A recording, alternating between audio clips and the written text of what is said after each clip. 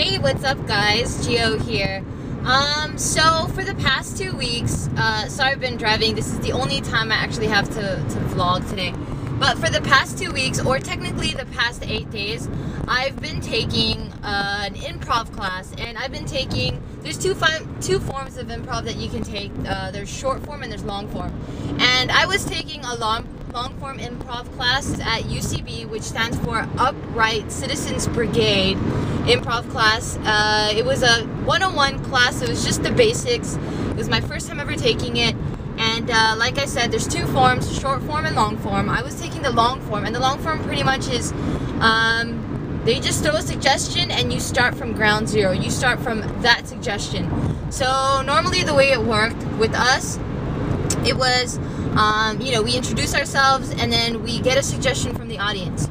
So then the audience would say orange, and then we go in our own heads, and then we just think of stories or anything that is related to an orange for us. So for example, I'll just walk you through the thought process. So the audience suggestion is orange. Orange makes me think of tropical punch, which makes me think of summertime. So then I come up with a monologue or a story of this crazy summer that I had when I went fishing with my dad. So then I'm explaining my story to the audience, while my team members, which is about like 5 to 8 people in a team, they hear my story, right? So then I continue and I'm like, yeah, I used to go fishing with my dad down in like Baja, California. And I remember this one time, you know, when you're young, you really see your dad as like a role model. So then, you know, when we were on a boat, he didn't take motion sickness pills. So then he started vomiting all over the place. And I was horrified because it was like my first time my first time on a boat. It was my first time fishing with my dad. And then I get to see this, and it was like the most like disgusting thing I've ever seen. I was terrified, and I was like, I'm gonna die today.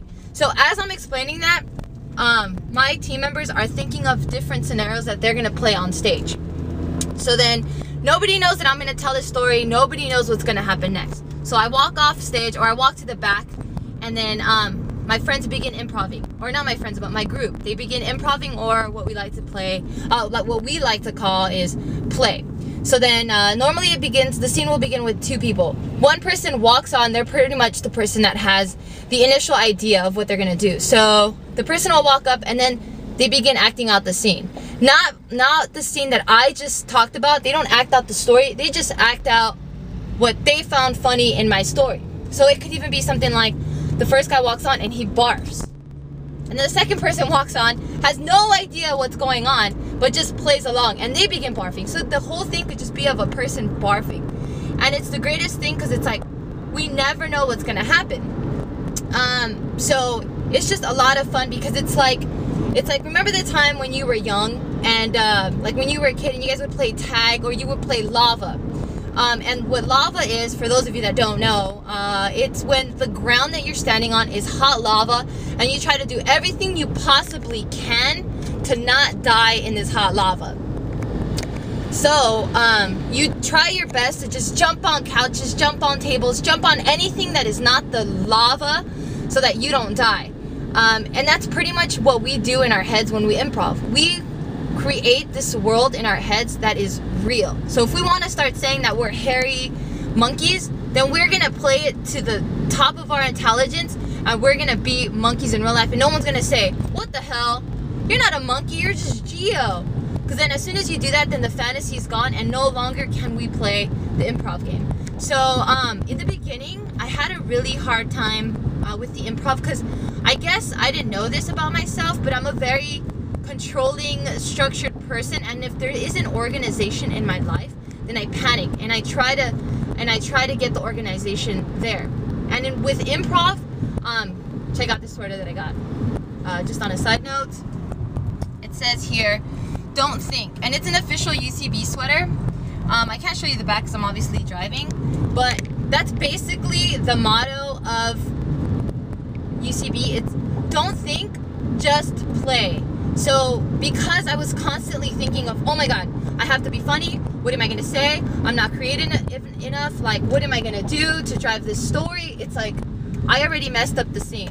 So I had to learn a lot about myself, and in working with Just Kidding Films, I really need to learn to not think so much. Sorry if I'm not looking in the camera, I'm just trying not to die.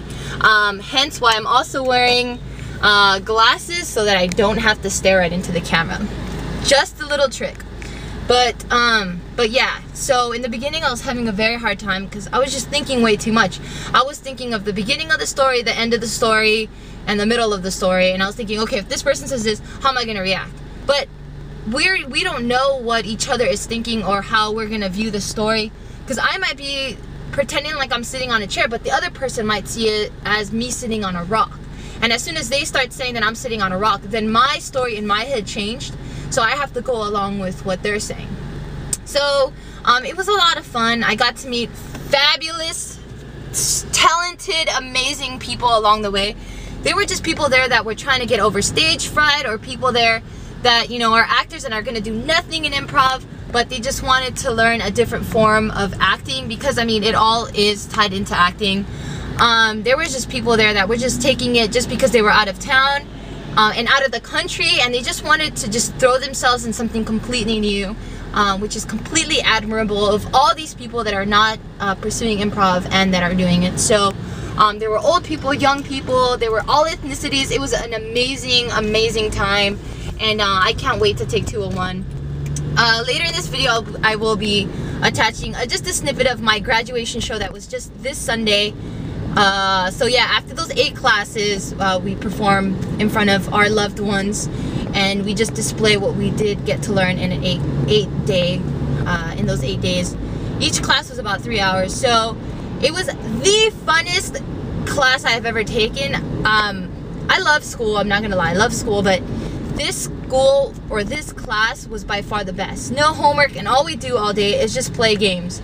And it wasn't games like, you know, duck, duck, goose. It wasn't anything like that. It was games to help you with memory, to help you with attentive listening, to help you with detail, to help you with storytelling, just to help you with everything that you need to be an amazing improver. So I can't wait to take the next class, and I wish I could have just recorded everything for you guys, because it was just an amazing experience. So for any of you guys that are just wanting to try something new and different, I highly recommend going to Upright Citizens Brigade.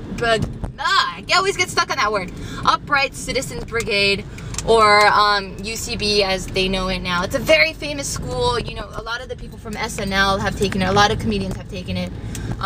So it's a very great school to be a part of. Or just you that want, or just you guys that want to pursue things in acting, or if you guys want to end up on SNL or on shows like 30 Rock, or what's the other one? What's that other show? I can't think of it now, but yeah, you know, shows along the one with Aziz Ansari. What the hell is that show? I can't think of it.